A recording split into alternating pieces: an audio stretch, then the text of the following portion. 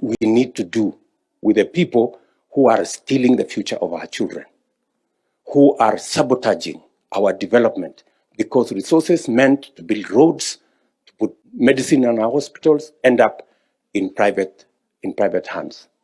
We have huge programs supported, for example, by development partners. But there are officers in government who have made those projects their private enterprises. That even an officer, when he moves from one place to another, he moves with a government project as if it is their own property. Those things, we will stop them. And we will not ask for anybody's permission. And we will not look for anybody's approval. We will just do the right thing. You come to my friends. And it is as simple as that. It is as simple as that. And we are not threatening anybody. That is the truth. We are going to do it. So it's not a threat. It is a reality. Corruption is a whole industry.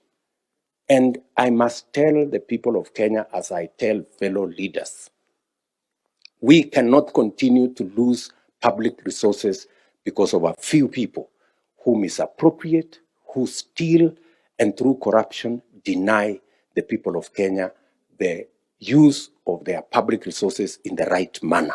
That is not going to continue. Whoever wants to say whatever they want to say, the corruption enterprise in Kenya must come to an end. I know for a fact that corruption and the corrupt and the people who steal have a whole ecosystem and a whole enterprise, from those who are corrupt themselves, the officers that they collaborate with in government, whether it is county or national government. There are officers who are facilitating corruption. There are people in our judicial system who are facilitating corruption by working with the corrupt. That is why certain cases go to certain judges, because they are part of the corruption enterprise and the corruption industry in Kenya. And I want to tell you, all these collaborators, we will deal with them firmly and decisively.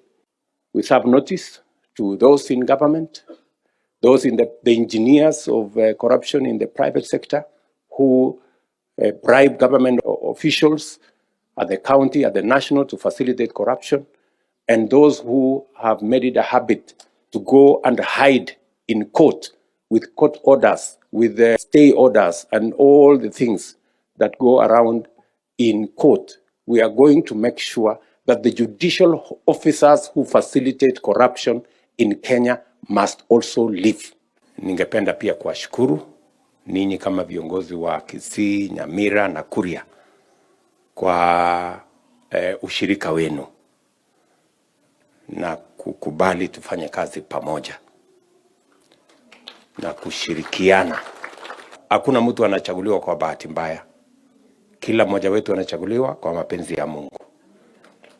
Na vile tumechaguliwa sote na ni mapenzi ya Mungu, sasa iliyobaki ni sisi kushirikiana ndio tutekeleze mapenzi ya Mungu kwa uongozi wenu na kwa uongozi wetu sisi wote, so that we can achieve what is important to us.